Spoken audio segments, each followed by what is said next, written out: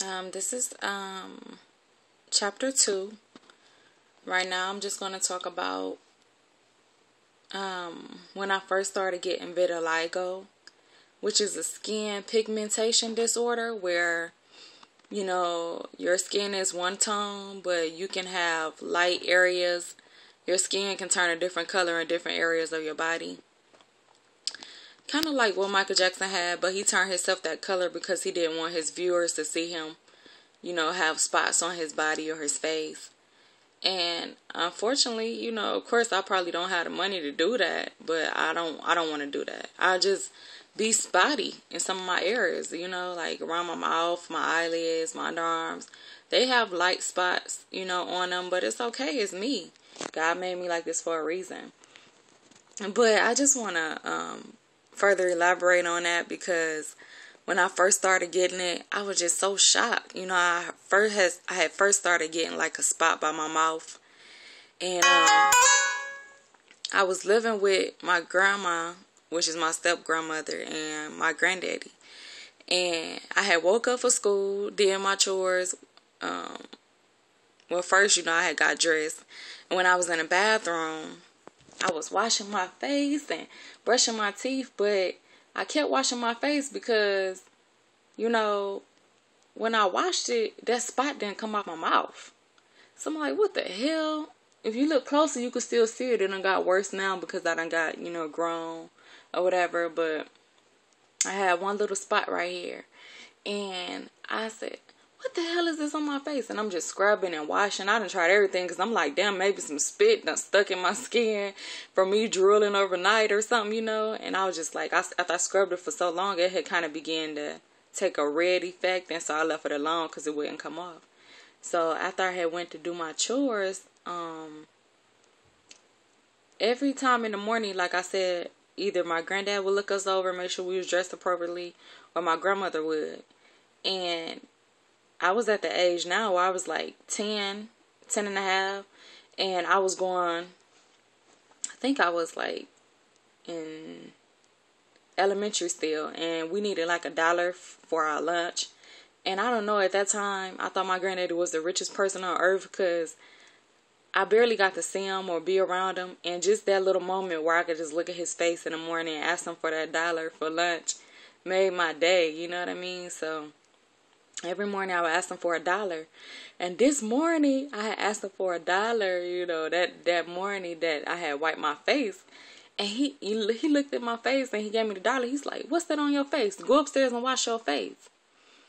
So I went back up there thinking, maybe it'll come off now. So I really was up there washing and it wouldn't come off. So I came back downstairs and he looked at my face and he was like, didn't I tell you to wash your face? I was like, yes, sir. Because they always made us say, yes, sir, yes, ma'am. Because if we didn't, they'll pop us in the lip or punch us. Our teeth would be kissing our throat. Atlanta people was big on respect, So I was like, yes, sir. And he took me in the bathroom. He was like, I'll wash your face. So he took me in the bathroom. He was just scrubbing. And he was like, I can't get it off your face. What is that? What you been doing? Like, I don't know if he thought that I had been, like, with a boy. I don't know what he had thought. Because that spot won't come off my face. And after a while, he just kept doing it for so long. Like, it had kind of got red and irritated, started peeling. I'm like, Granddad, you can't keep washing my face, Granddad. That hurt. So he stopped and he called my step-grandma in there. And he like, Ma, come here. So Ma came in the bathroom and she seen it was on my face and she couldn't change it either. So they ended up taking me to the doctor and I had vitiligo. But that's when things began at school where kids would start talking about me, like picking at me. Because it was around that time. It was around that grade where kids knew how to be harsh and pick on people. They started saying things like, it looked like somebody poured hot grease on your face. Look like you've been sucking the wrong dick. Or, it looked like nut is on your face. Or it looked like you've been burned. Or they would pick on my last name because my last name was Wade. So this guy, it was so funny because his name was Rodriguez Potts. So he would always call me Wade in the water, Wade, like picking on my last name. I used to want to beat his ass so bad, man. I used to be like, keep on fucking with me, Pot. I'm going to bring a pot to school and beat your ass in the head with it. Like, Like, I was so lame, but I was just trying to figure out any way to get him back. He would always keep me in trouble because he would always pick on me, or somebody was always talking about my spots, you know, and I really didn't like that because there was nothing I could change. But at that time, you know, kids can be cruel. So, I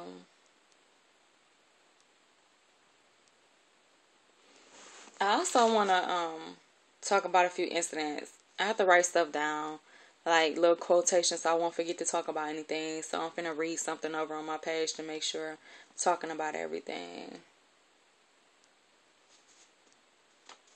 I also want to, you know, talk about how, you know, living with my step grandmother, how we had to always wear like hand-me-downs, and or I had to wear my boy cousin shoes and stuff like that. Like, I didn't understand that because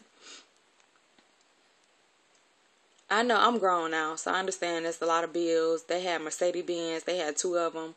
They had like a truck, and you know, they had like probably house taxes, bills, all kind of stuff they had to pay for. So I understand that, but you know, I didn't understand how she could have diamond rings on each finger and more rings in the jewelry box. She had mink coats. I'm talking about 12, 13, 14 mink coats, fur coats. She had all kind of clothing.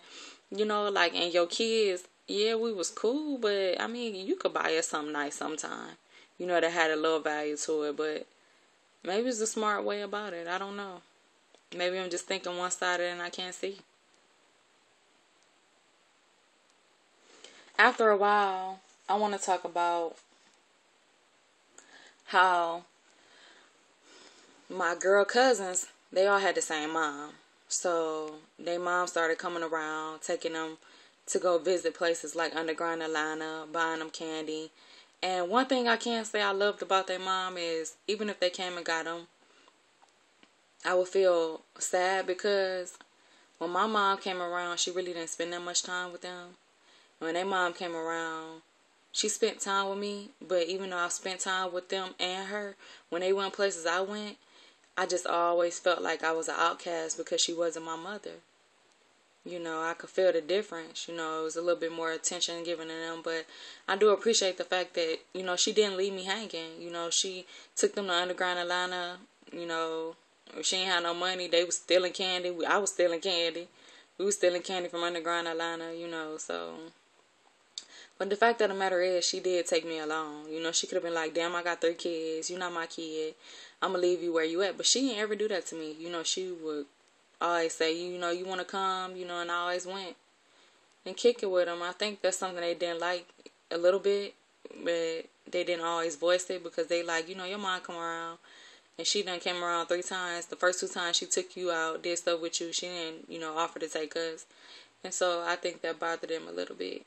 But by us being exposed to the outside world, you know, we had rode the bus to go to Underground Atlanta. So we figured out the bus was 75 cents. We also figured out that kids was free because I got in free. My little cousin, the baby girl that was a year older than me, she got in free. So I think it was like if you was 10 and under, you got to ride the bus for free. She was like 12, but she looked like she could like pass for my age because we was the same size and height and stuff. So, you know, my auntie had got us 2 on for free and had to pay 75 cents a piece for her 2 older child. So we knew how much the bus fare were. Being as we was exposed to that, we started getting smart, you know, like, and the mansion that my grandma had lived in, she had a patio part just like my auntie did, where, you know, you can go out there and stand outside and sit.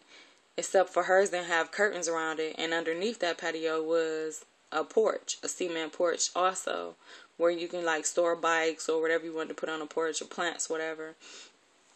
And we knew that if we went downstairs, it's a possibility we'd get caught by going out the bottom door. So one day, you know, we was all huddling around. We was like, we know how much the bus costs. You know, they had called their mom to meet us somewhere. We was going to run away and go with her mom. Go with, you know, meet their mom and run away with the mom. You know, because the mom did she wanted her kids. But up under the circumstance, I don't think they was going to give them to her. I don't know why. I don't know, but we was all like, yeah, you know, this how we gonna do it. We have to jump off we had to jump off the patio part to get downstairs to get out the fence and then go. So it was like, how was we going to jump off this patio without breaking our legs? You know, so we bagged up a lot of our hand-me-down clothing, put it in black bags. We was like,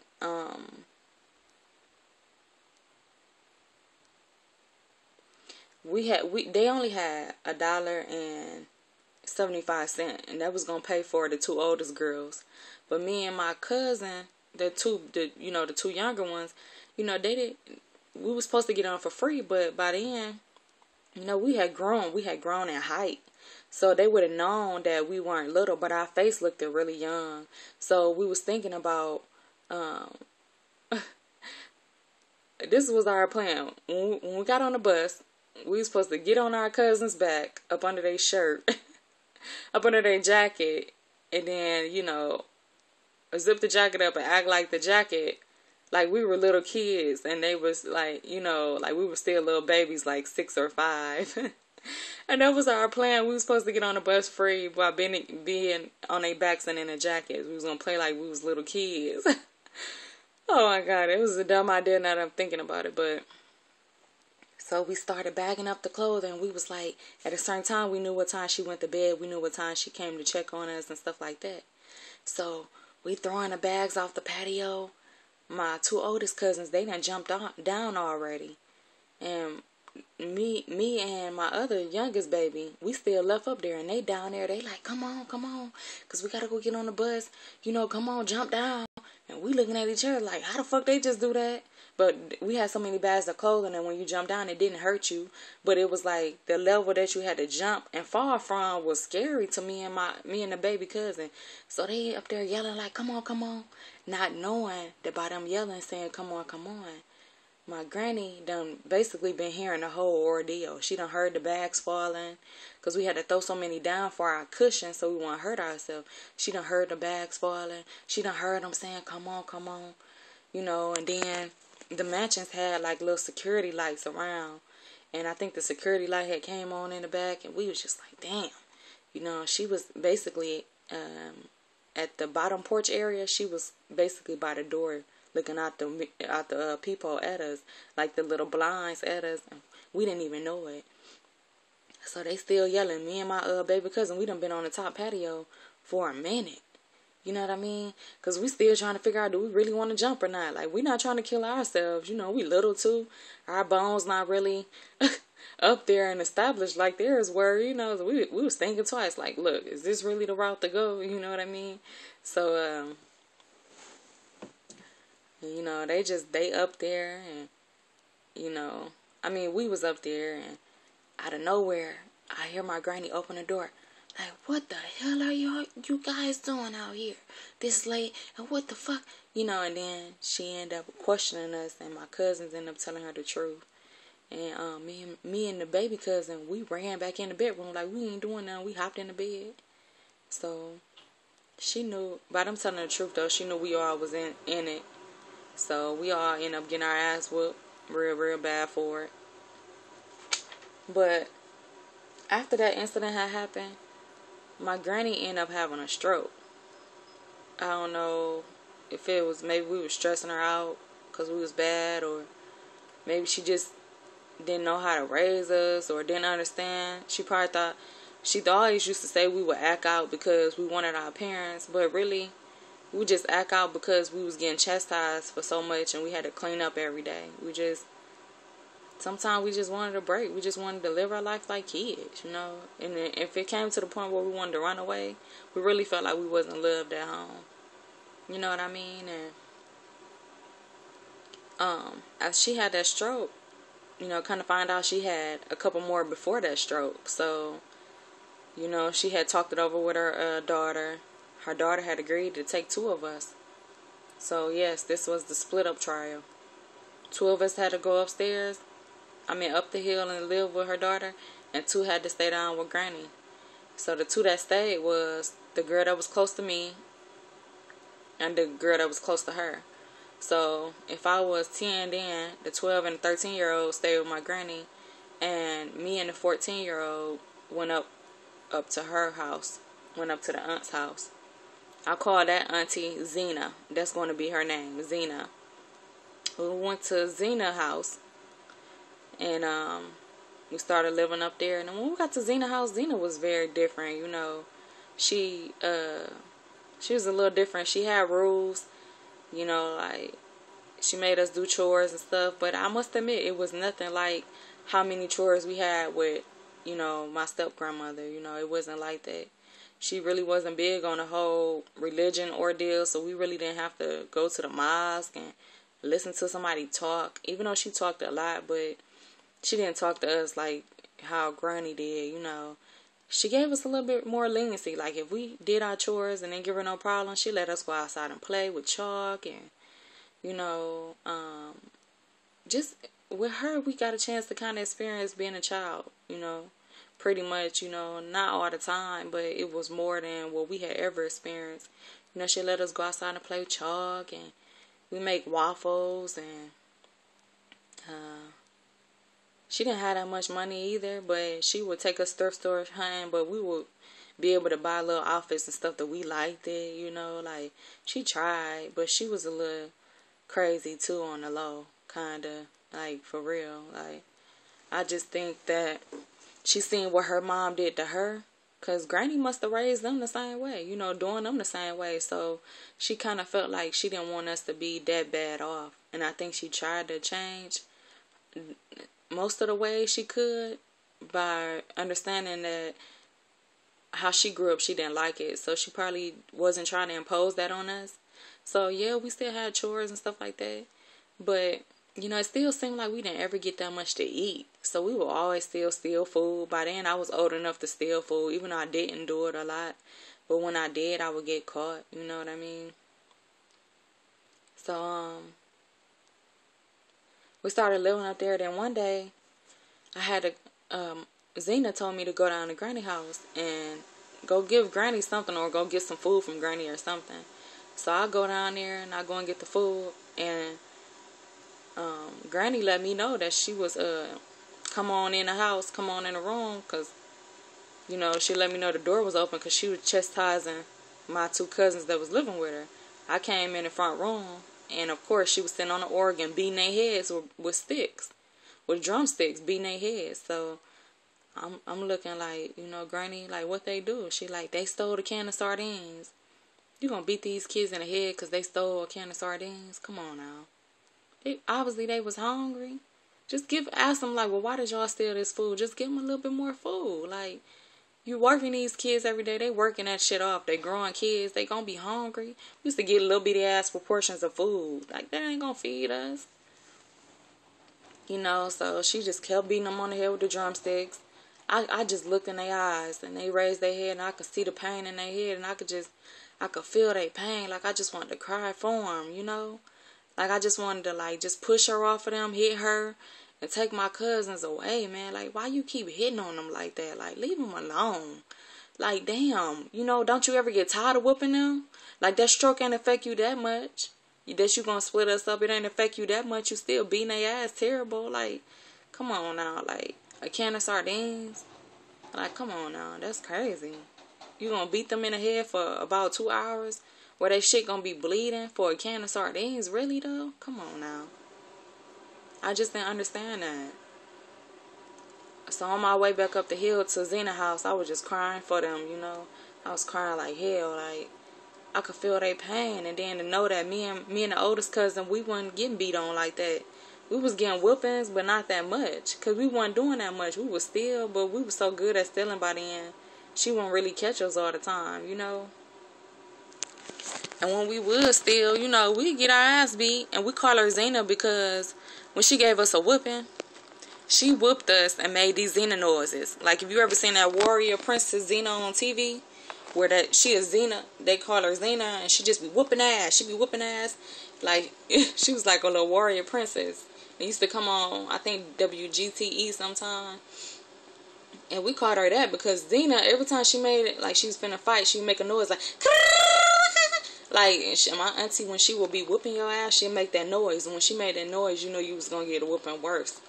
Like, we got whoopings with, like, paddles with holes in it. She whoop us with, like, stripped up leather belts that when they wrapped around you, it'll like wrap around you 4 times instead of 1 time, like a switch would. It'll wrap around you because it'll be stripped up at the bottom. So them strips wrap around your leg, and I used to be so bruised up. I'm talking like, and she whip us for hours too. Like, I'm talking like red, blue, black, purple, pink. I mean bruises, like bruised up. Like, I don't know, man. And then like my auntie Zena, if we, you know, did something bad, sometimes she'd just chastise us. Like, if it was cold outside, she'd just put us outside in shorts and a shirt, make us stay out there for an hour or so, let us freeze to death damn near, you know, and then she'll let us come back in the house, like, little shit like that, you know. And then, I don't know, she was just, but it was kind of fucked up living with her, because after she gave you a whooping, her daughter would give you a whooping too. Not all the time, but if she felt like, you know, you stressing her mama out or you was waking her up, then she was coming for you. Cause, you know, we kind of envy her, because the rule was if you could keep your room clean for a month straight, you won't ever have to keep your room clean again. And being as we was young kids, I was pretty much needy and tidy, but I kept a lot of stuff around my room not in order. I didn't always make up the bed and stuff. And so it seemed like we couldn't ever keep our room clean for a whole month. So we would always have to clean up our room and do chores. And I guess she had kept her room clean when she was younger for a month. So after that, she wouldn't ever have to clean her room. We'd go in her room, it'd be like old ass bowls of food, mold growing on it. Just all kind of shit in her room. Like, you'll just look at her and be like, damn, bitch, you was a nasty bitch. Like, we little kids, we not gonna always be tidy, but you grown as fuck. And you got all this nasty ass shit laying around. Like, no wonder we got roaches. You know what I mean? Like, it was so many roaches in the goddamn house. Like, I was scared to kind of go to sleep. It's some shit gonna crawl up in your ear, you know, or in your food. Like, ugh. I just didn't understand that. And she got away with it, though. You know? It was just so crazy. I mean, but up there, though, being with her was a little bit more leniency. I'm gonna be honest, you know? They was big on, you know, getting your schooling together. So her daughter would always help us with our schoolwork, you know, teach us our timetables. My auntie, she didn't really have money to buy us a name brand clothing and stuff, but she did buy us some stuff from the thrift store we wanted. She'd go and get us books and skates and binoculars and, like, you know, movies for kids. And she was just much better in that certain aspect, you know what I mean? It seemed like she tried. And my oldest cousin, she had started her period, and I guess they all went to the same school because they was all in middle school by then. They was all pretty much the same age range. And my auntie had found a camera of them, like, being naked, skipping school, going to go see boys, and how they was sticking toothbrushes and stuff like that up in their vagina to open their hole up. The youngest one was, like, it was just crazy, like. Then my auntie found out they were having sex, and she had talked about it, but she really didn't say much about it. She had went to the oldest one and asked her about it, and the oldest one lied about it, but the oldest one didn't know that she had the pictures, so she didn't ever say nothing about it. And then eventually my oldest cousin had got pregnant, and while my oldest cousin was pregnant, my auntie beat her to death while she was pregnant. Like, I know she pregnant, I know you mad because she got pregnant, but she could lose her baby. Like, why you beat her? I mean, I felt kind of bad for my cousin, though, because I'm in the room downstairs. She upstairs. I mean, she getting beat. I mean, for 3 hours straight, my auntie and her just beating her. All you hear is her crying, screaming. I just felt so bad for her. Like, I just want to, some of the time they got whoopings, man. I just want to save it. Like, you beating her ass not going to change the situation. It's done now. Get over it. Like, what you gonna do about it? Like, I mean, what you gonna try to kill her because she having a baby? Come on now. Like, it ain't gonna stop her from having a baby. If God want her to have that baby, she gonna have that baby anyway. Man, my cousin ended up having that baby eventually, and they took her baby from her. CSB, because people was lying on her, saying that she wasn't taking care of the kid right. So then my cousin ran away. She ran away. She ain't ever come back. So I was up there stuck alone by myself. So then when she left, the kids were still stressing Granny out. So Granny had a talk with Auntie, and then Auntie ended up letting them all come up there and live with her. So we was all living in that house. And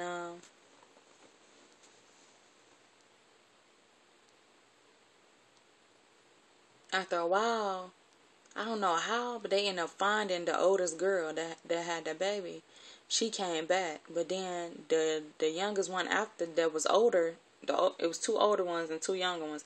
The one that was close to her in age had ran away, and she ain't ever come back. You know, like she ain't ever come back. I'm talking like ever. So, you know, the oldest that came back, she stayed with us. You know, my auntie was still the same. Auntie Zena was still the same. But my auntie would have bad periods, and when she had bad periods, she would be real moody. And she'd want to, like, she'll tell us, like, I'm on my period, don't fuck with me. Like, she would get so upset to, like, one day, somebody had made her real mad. She had pushed this washer and dryer out the house by herself. Like, she was strong as fuck. Like, she picked the washer up damn near and threw it out the door. Like, both the washer and the dryer. Like, trying to take her anger out on that. You know, like when she had her period, she was just nothing nice. She would tell us, don't y'all fuck with me, because I'm not the one today. Like, and she meant it. She on her period, because she must have used to have bad cramps or something. But anywhere it goes, she just didn't play that when she was on her period and stuff.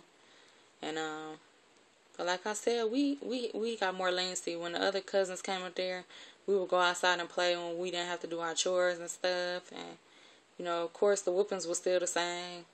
It kind of got worse when the other two cousins had came up there because they started stealing and didn't give a fuck. Like, she would cook meals. They'll stick their hand in the thing and lick it. She'll see the fingerprints in there. One day she was like, who did it? We want to tell who did it. So she measured everybody's finger to the fingerprint. And, like, me and the younger cousins, we all basically had skinny fingers. So she didn't really know who did it.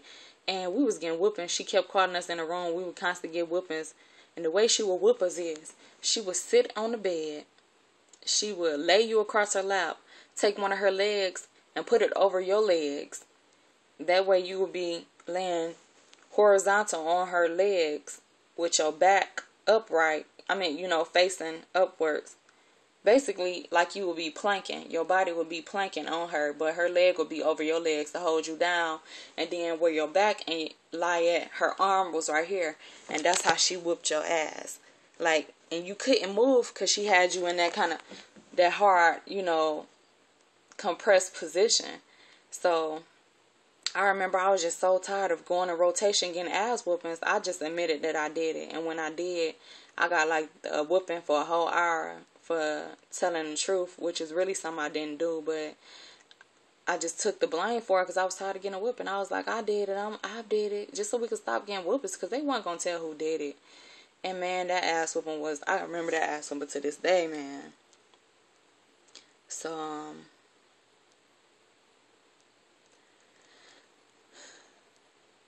I don't know, I just got to admit though, she was much better though.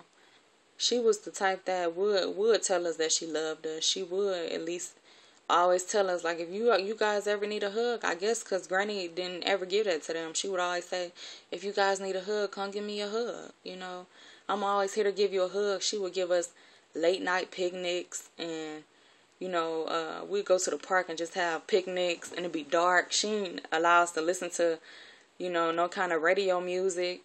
You know, like R&B, but we always listen to the Disney Channel radio station in Atlanta, and she would buy us Pop Rocks and the candy that pop on your tongue, and we'll go to Disney events, you know, because Disney Channel would throw events for kids. And she just was more outgoing. She didn't allow us to go places like over people's houses or to parties or nothing like that, but she just had more, you know, funness about her. Like when you turn 13, we couldn't wear fingernail polish, lipstick, perfume, none of that. But when you turn 13, she would go and get you a lip gloss pack. She would go and buy you a bottle of baby powder soft perfume. It's called Baby Soft. And she'd give you a bottle of clear fingernail polish. And that's what we could start wearing, you know. And unfortunately, I didn't stay with her long enough to get that type of treatment. But everybody else had a birthday living with her but me. And she'd bake us a cake. and, you know, sing them happy birthday. We didn't, but she still didn't celebrate like Christmas or Halloween or nothing like that. But on birthday, she would do that much, you know. And then when you hit puberty at 13, she'd give you that little set. So it was like she tried, you know. And she was always big on trying to make us smart.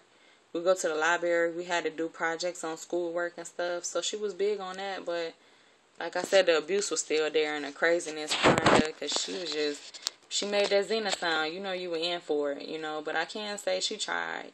Every morning we wake up for school. To wake us up, she'll play, I'm looking at the man in the mirror. Oh, yeah. I'm asking him to change his ways. No message. Some little music like that by Michael Jackson. She was a fan of Michael Jackson, so she would always play him in the morning. We'd have to get up and jog and play so we can wake up, you know, and then she'd take us to school. Yeah, so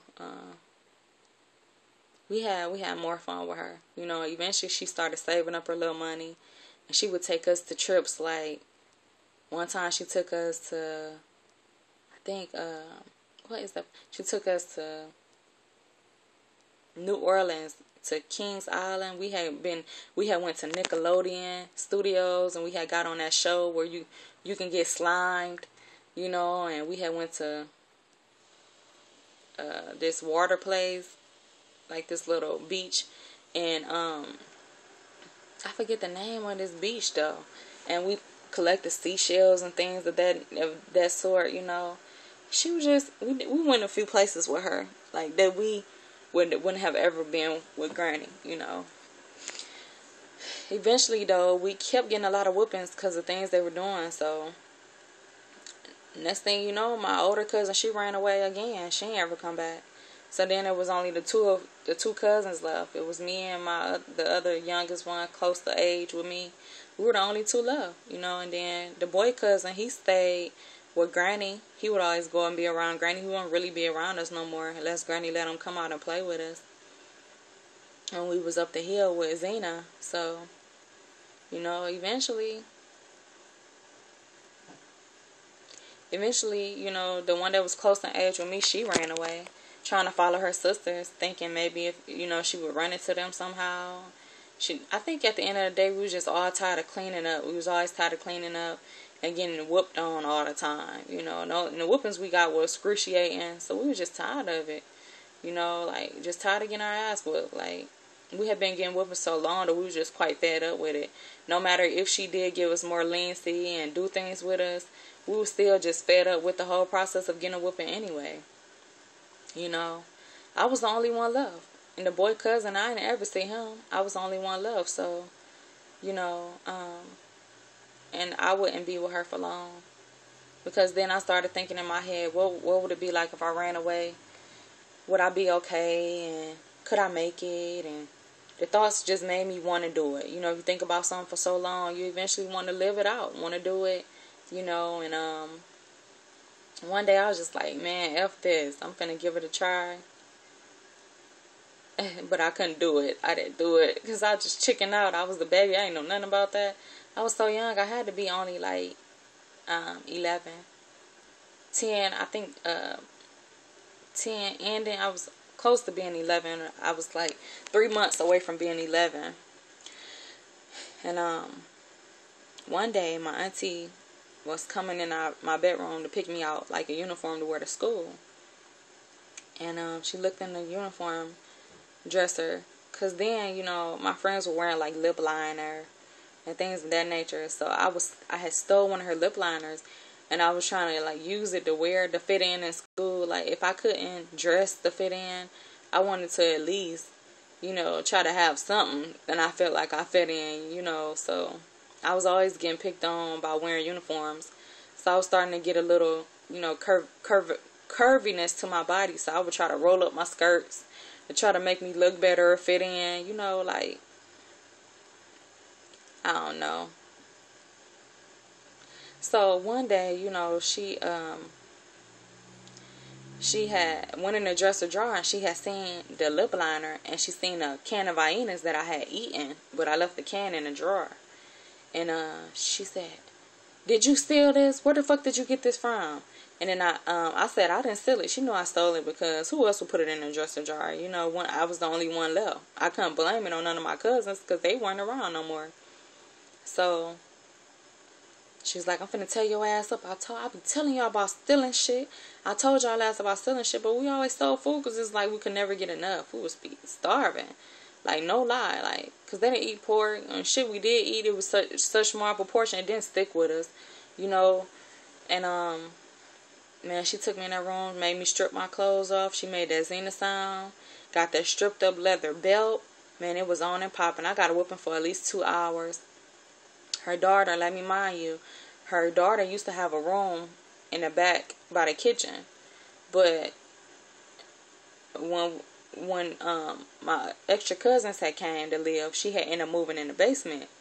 I must have been screaming so loud that I woke her, excuse me, tongue twister. I had woke her up. So she came upstairs. She was like, what's going on? And then her mom was like, I'm beating her ass because she stole this, da da da da da. And then guess what? Her ass came and give me a whooping too. I think she was mad just because I woke her up. But for some reason, she felt like she wanted to play the mama too, so she was going to give me a whooping. Damn, bitch, I've been getting my ass whooped for two hours. Why you think you need to come give me an extra whooping? I know I got enough ass whooping. I know what I did was wrong. I done learned and paid for it now. Then here her ass comes. She going to give me another whooping. Man, my body was so, big ass bruises on my arm, my thighs like this big, black, pink, blue, purplish. You know, after I got that whooping, I was so scarred up. I was supposed to wear a short sleeve shirt, blouse, and a skirt. After she gave me that whooping, I had to wear a long sleeve white turtleneck and some blue school pants because I had so many bruises on me. Man, when I got to school, this one teacher, she kind of liked me. You know, we had to pull our shirts up because we were like going outside to pick up to try and catch frogs to dissect them for science class. And we had to pull our shirts up because, you know, we had to kind of like put our hands in a pond, and she didn't want our shirts to get wet. And so when we put a shirt up, she seen a bruise and she was like, what's on you?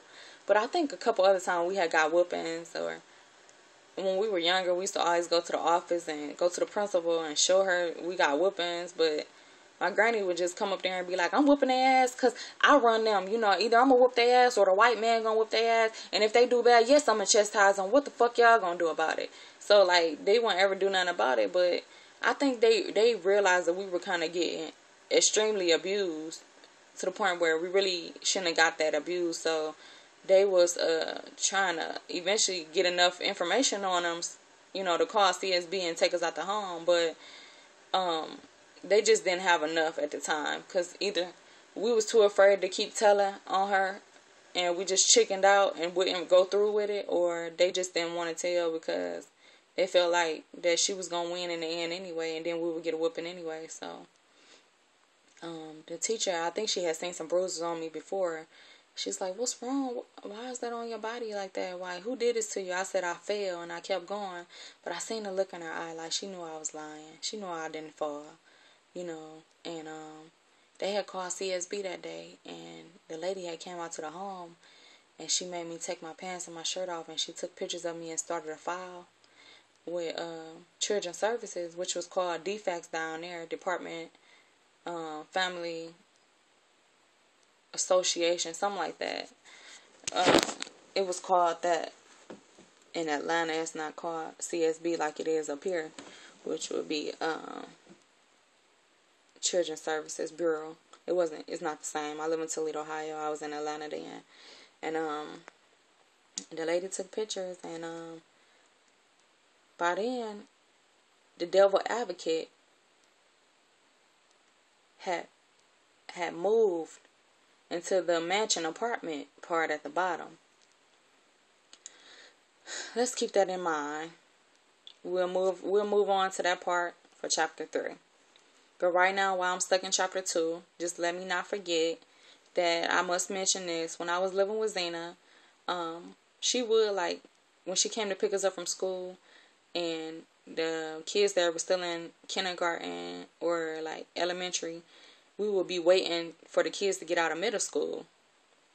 And she would play with us, like pick us up and throw us up in the air and wrestle with us and chase after us. You know what I mean? And when we would do bad stuff and we'd talk back or something, she'd like make us walk home from school and tell us we better be there before she get there. But mind you, she driving, so of course she gonna get there before we get there. But it was our job to run or do whatever we had to do to get home on time. Like our punishment. I just want to put that out there because I have forgot to tell that part of the story. So stay tuned for chapter 3.